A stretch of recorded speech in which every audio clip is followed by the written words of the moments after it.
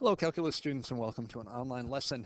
Today we'll be continuing our discussion of statistics, specifically talking about range, IQR, which stands for inner quartile range, upper and lower quartiles, and then we'll use that information to create a Box-and-whisker plot, also known as a box plot. Our goal is to be able to interpret data arranged in a box plot, and then hopefully be able to create those as well. So a lot of terms and notation. If you want to pause the video, now would be a good time to do that. Lower quartile. The lower quartile, often referred to as Q sub 1, it's the middle value of the lower half of the data. So in order to find it, it's very similar to doing median. You need to put the numbers in ascending order, and then any numbers to the left of the median. You don't include the median, just any numbers to the left of it, put those numbers in order, find the median of those numbers, the middle number, and that would be your lower quartile. So it's like the median of the bottom half of the numbers. Upper quartile, Q sub 3, is the exact same idea, except this time any numbers to the right of the median, once they're put in order, we find the median or the middle of those numbers. Again, if there's an even number to the right of the median, you average the two middle ones, just like you would when you're finding the actual median. Range. We've used range to mean various things in math classes. When we talk about statistics, specifically here in this chapter, it's a subtraction problem. Anytime you see range, it's take the highest value, the maximum, minus the lowest value, the minimum. And that's range. Inner quartile range is also a subtraction problem. You take the upper quartile, which we just talked about, Q sub 3, the median of the top half, minus the lower quartile, Q sub 1, the median of the lower half. A few more things to talk about. A Box-and-whisker plot, which was mentioned in our learning intentions. We've probably seen these all the way back from maybe middle school.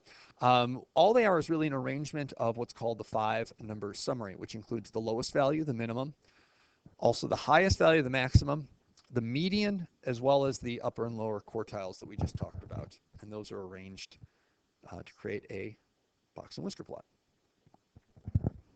So without further ado, let's make a Box-and-whisker plot. So the first thing we need to do is put these numbers in order.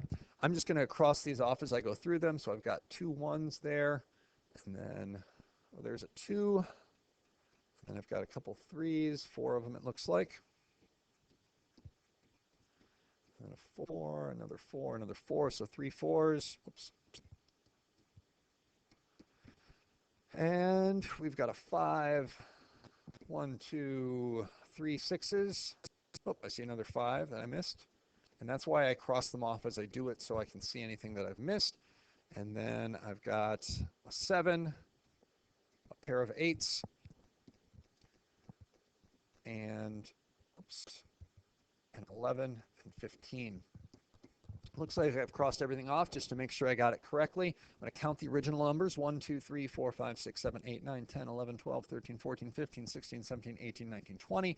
Count my new list: 1, 2, 3, 4, 5, 6, 7, 8, 9, 10, 11, 12, 13, 14, 15, 16, 17, 18, 19, 20. Perfect. Find the 5-number summary. So I need my minimum, which is going to be 1. Can do my maximum right away. I left some space because I like to put the highest number last, so I've got maximum.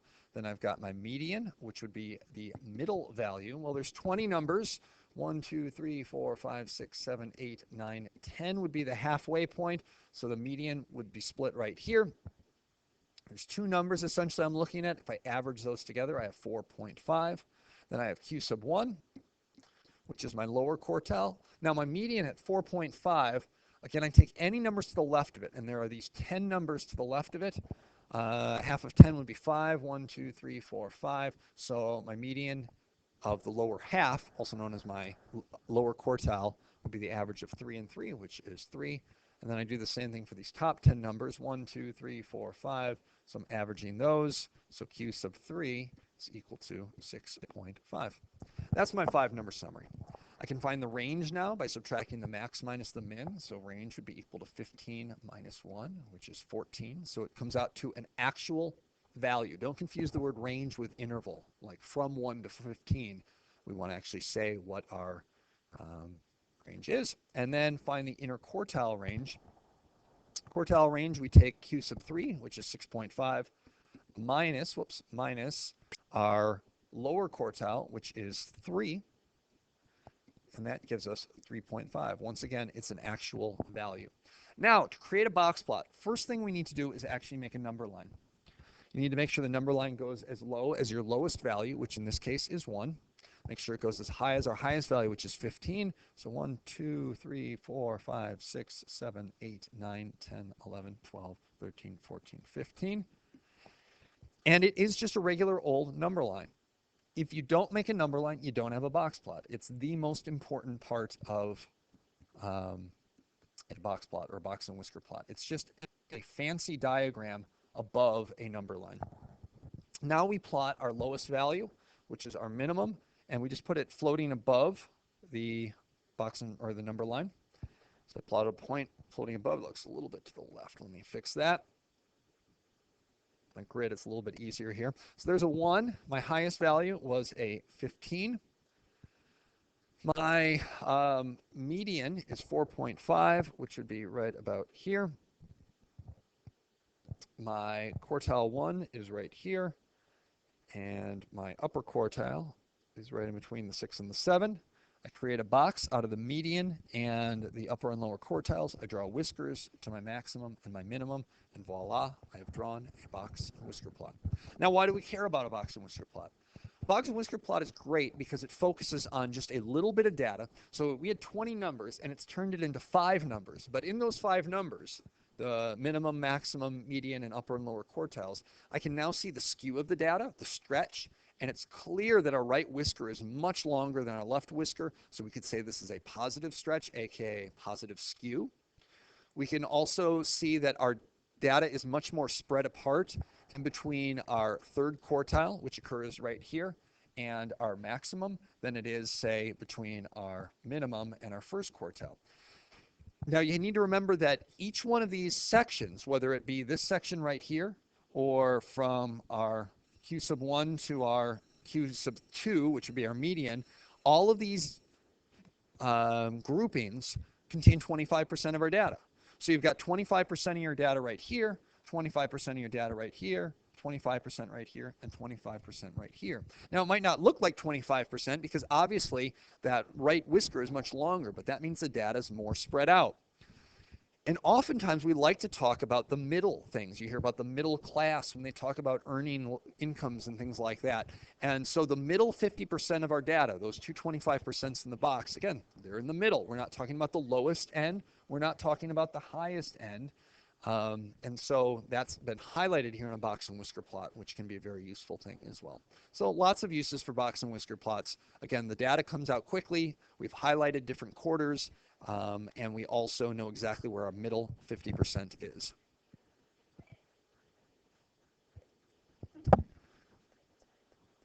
Now, for my second example, which I'm probably not going to totally go through, it asks for the 5-number summary for frequency data. And we can do that again as well. Putting these numbers in the calculator is probably the easiest way to do it. But remember, you can always make that cumulative frequency and then find your median that way. And then from there, you could use a very similar thing to find the third quartile and the first quartile. Once again, we could do our range, our IQR, and our box plot. And maybe we'll start with this as our bell ringer next time. A couple more terms of notation.